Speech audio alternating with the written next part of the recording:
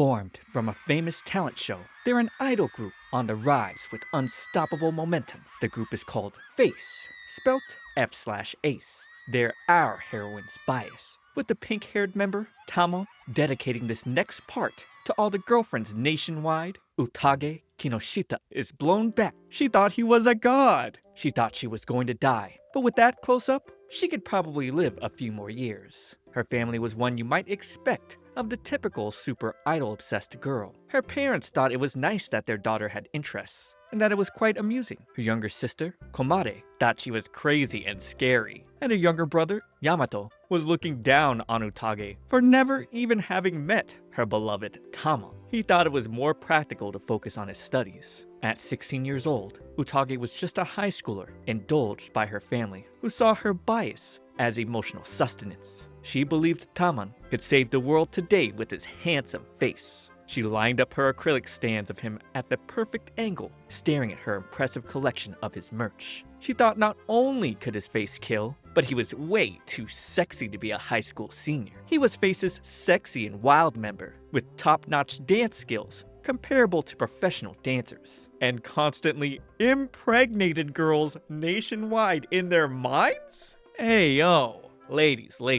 is that what you're thinking about your favorite idols like Jungkook or Jimin? Let me know in the comments for research. She smiled, staring at his appearance in the talent show 2 years ago, where he said he wanted everyone in the whole world to smile. She got startled, receiving the upcoming Face Dome concert lottery result notification. Giddy with anticipation, knowing the odds of getting drawn were 95 to 1, it was very hard to get. No matter what the result, she prepared to accept it. Her jaw dropped, seeing the message inside. She won! Utage's supervisor apologized, having called her to fill in on her day off. Miss Toda was currently in the hospital due to appendicitis, so Utage was asked to take care of her client during this time. Utage brightly accepted. She of course needed more money to support her bias. She started part-time housekeeping originally because it worked with her schedule, but now she's also gotten quite used to it. She saw her client's name listed as Tamon Fukuhara, the exact same name as her beloved Tamon. She drooled,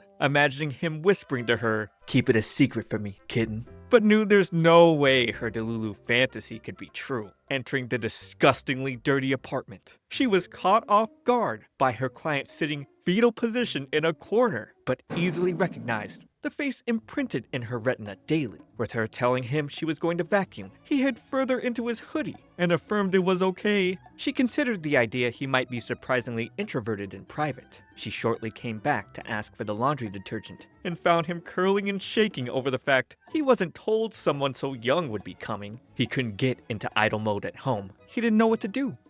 She thought he was super gloomy, that she probably wanted a stink bug to kill him. He assumed the worst, thinking that she'd write a post making fun of him, that he was a friendless loser, that he'd become a laughingstock, and the fans who once supported would brand him a traitor. He imagined himself getting shanked at night and left to bleed out, and thought life would be better if he were never born. Watching him cry, Utage wondered if this guy really was Tamon.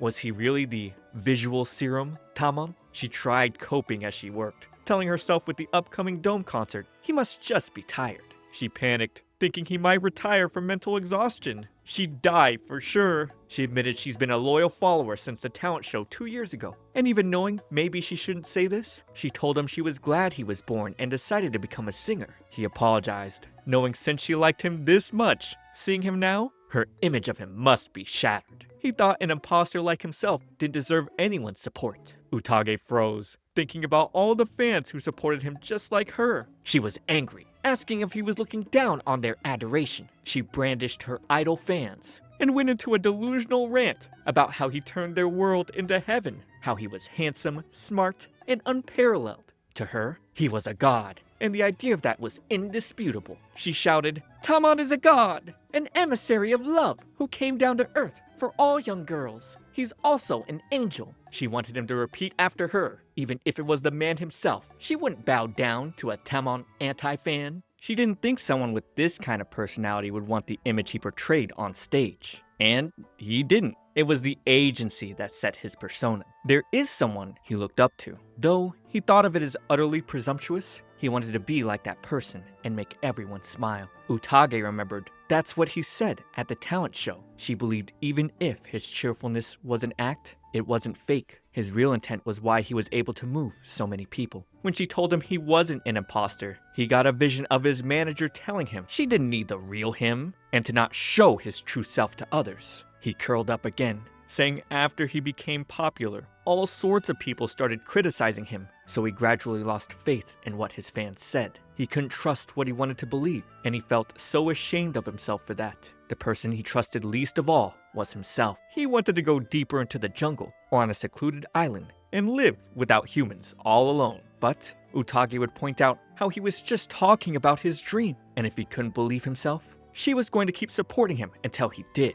She was going to cheer for Mr. Gloomy Hara. On the Face YouTube channel, Tamon introed himself as the missionary of love and positivity, the sexy and wild member of the group. And despite the next guy being the youngest, Aori Sakaguchi told the fans they could rely on him. He was the prince in the group. Natsuki Ishibashi was cheerful and cute. He was everyone's angel. Keito Tachibana loved rice balls. He was the leader of Face. And lastly, Rintaro Kai only coldly referred to himself as Kai-des. Utage was somewhat at a loss that this Tamon was the same guy. Doing the cooking, she was surprised to see how empty his fridge was last time. The trash was full of instant noodle bowls too. He quickly apologized for spending money recklessly and creating so much trash when he was trash himself. Utage didn't mean it that way. She was just impressed by how he could sing and dance while living like this. She presented his food, and he started to go into a panic, imagining a scenario where he'd choke on it and die. He saw her as a demon, but he'd quickly grab and eat the food turned away, and he turned back. Idle mode turned on! Leaning over her, he told her, "This is bad. This is just what I like. Can I lick it clean here?" This got Utage bright red. And even though he was referring to the fried chicken, she exploded. Utage Kinoshita, 16 years old, passed away today. Cause of death? Tamon was too erotic. Tamon went back into gloomy mode because she frightened him, but she argued she was the one who was frightened. She didn't know he could switch modes so suddenly. He apologized because he's been so busy lately that his switch sometimes acted up. He started hyperventilating and fell over. How much effort did it take to perfectly meet fan ideals? Even so, Utage thought he still did, and he worked hard to make everyone smile. She fed him spring rolls for dinner, and that day, during his show appearance, when the host told him he was giving off particularly strong pheromones, he answered it was because of the delicious tuna spring roll he had recently. Utage remembered, and Tamon got so embarrassed hearing himself say that on TV. Later, Tamon would shakily approach Utage, bringing up that his manager told him to take home selfies for the fan club, but couldn't switch modes at home. He needed her help. Utage, having learned Tamon instinctively responded to cheering fans, she pulled up her fan, and he instantly switched modes, telling her he was aiming for her heart. She ended up helping him get plenty of alluring home selfies, and had to slap herself to keep her hormones under control. He thanked her. Because of her help, he didn't have to throw up trying to take photos. However, Utage never got tired of seeing his handsome face. No matter what, in her eyes, he was the best in the world, and she went back down from that claim.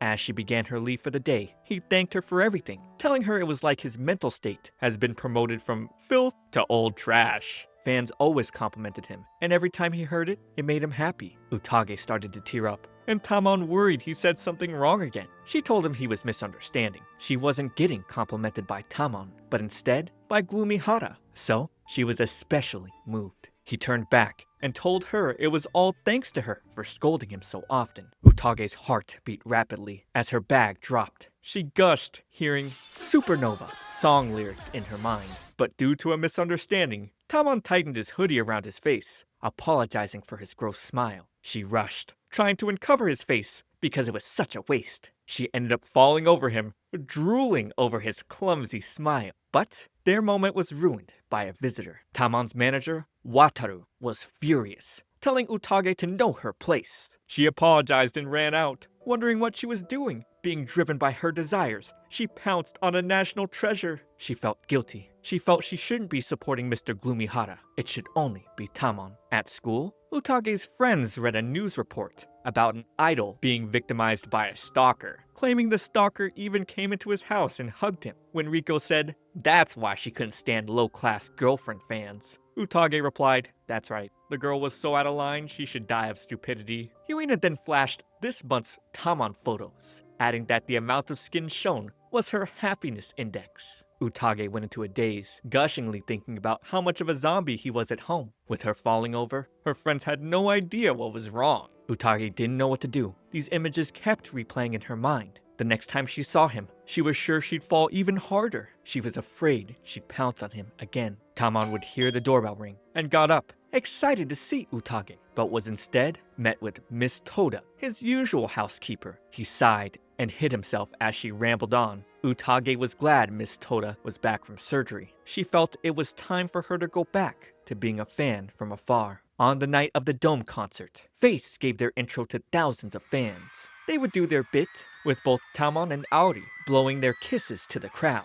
As the girls continued to cheer, Utage knew Face would definitely become the face of this era. As they performed their hit song Supernova, Utage screamed that Tamon was so cool, and Tamon heard it, finding the one sign in the crowd that was hers, reading Tamon Colt. It warmed his heart. During show intermission, Utage considered getting a drink before going home. She was excited and sad at the same time. She had mixed feelings. She suddenly got grabbed and taken backstage. It was Tamon, staring at her, sweating and gasping. He told her he saw her, and she started tearing up, hearing he recognized her amongst all his fans. He wiped her tears, telling her that he wanted to make everyone smile. Making her cry, he asked if it had to do with why she wasn't coming to his house anymore. He backed her against the wall, as she told him any fan would want to know him more. That's why she couldn't have him all to herself, or she might do something that would put him in a difficult position. He told her that was for him to decide. He didn't want her to say that. Grabbing her and putting his head on her shoulder, he wanted her to support him by his side, and he couldn't live without her anymore. She couldn't tell him no like this. She told him,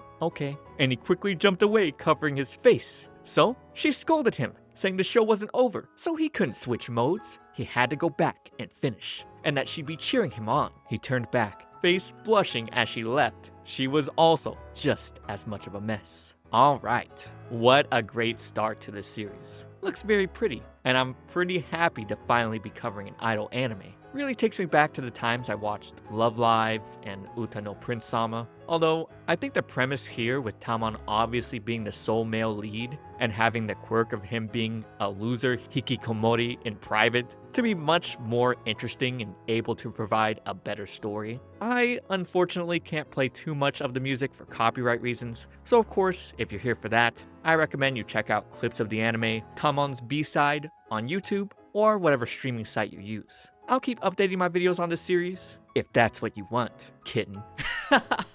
Subscribe for more content, but for now, watch this next video. It's me, Comfy T. I'll see you all in the next one.